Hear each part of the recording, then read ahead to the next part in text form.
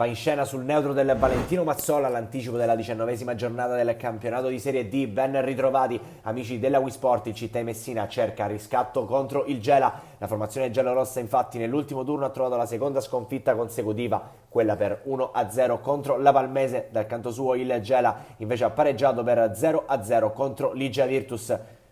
Il tecnico peloritano Giuseppe Furnari è squalificato, al suo posto in panchina ci va il vice Domenico Musiano, ma sono svariati gli assenti in casa Città di Messina. Infortunati Cangemi, Cannino e Di Vincenzo, squalificati Paterniti e Fragapane, formazione tutta da inventare allora con il 3-5-2 che vede l'esordio assoluto dal primo minuto per Berikashvili tra i pali, in difesa il 2001 Dama con Berra e Bombara, a centrocampo Nicosia, Ferragu e Calcagno, sugli esterni Fofana e Quintoni, in avanti Codagnone e Galesio. Partiamo dunque col film del primo tempo che si apre proprio con il Città di Messina in avanti, pallone che viene qui allargato verso Quintoni dall'out mancino, arriva lo spiovente verso Codagnone che riesce a deviare, la sfera arriva sul palo ma è tutto fermo per posizione di fuorigioco ravvisata dall'assistente direttore di gara Lovison di Padova, che in questo caso è stato ben consigliato dal direttore di linea. Ancora in avanti, stavolta il Gela che prova la conclusione dalla distanza, la sfera si perde di poco alta sopra la traversa di Berikashvili, continuano ad attaccare i padroni di casa. Qui un batti favorisce Soué che va a conclusione con il destro,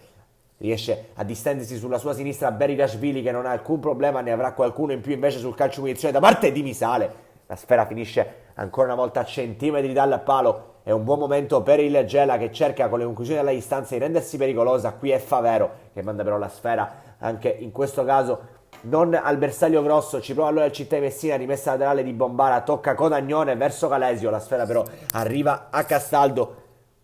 Ancora il Città dall'out destro, Fofana prova a sfondare, mette il pallone dentro, allontanato dalla difesa del Gela sui piedi di Nicosia che sballa il mancino ampiamente al di là della porta difesa da Castaldo. Finirà così allora il primo tempo 0-0 e tanto freddo, poche emozioni al Valentino Mazzola di San Cataldo tra Gela e Città di Messina. Partiamo dunque con il film della seconda frazione che si apre con l'infortunio di Berra, al suo posto Bellopede. È un Città di Messina che proverà subito a rendersi pericolosa qui con Dama, rimessa laterale verso Ferraù che mette dentro per Codagnone, il colpo di testa a centimetri dal palo. Alessandro Codagnone sfiora il gol del vantaggio. È un Città di Messina che sembra totalmente diverso dal secondo tempo, ma proprio sul più bello. Bombara serve Bellopede, ancora freddo il neo entrato, va a servire avvertitamente il Gela che ringrazia. Il destro da parte di Retucci viene solo deviato da Berikashvili e il gol del vantaggio della formazione locale. Mitraglietta per il numero 2 del Gela ed è il vantaggio al 56esimo.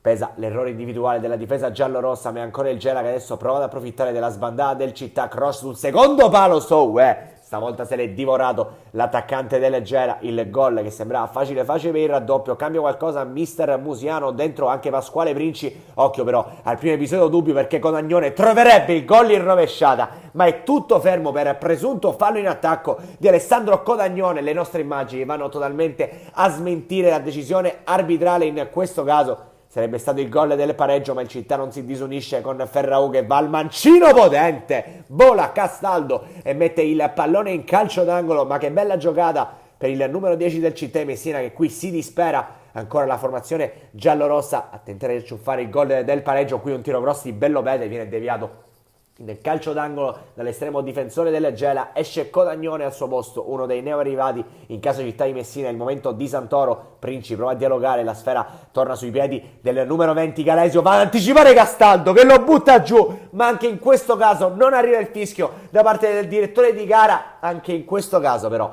il nostro rallenti fa pesare tantissimo la decisione arbitrale. Galesio sembrava aver anticipato nettamente l'estremo difensore del Gela, così come era accaduto nella gara scorsa con il rigore invece sanzionato a Città di Messina contro la Palmese. Entra anche Alessandro Bonamonte e Ragosta invece a essere pericoloso. Bravo Berikashvili qui a difendere la porta giallorossa.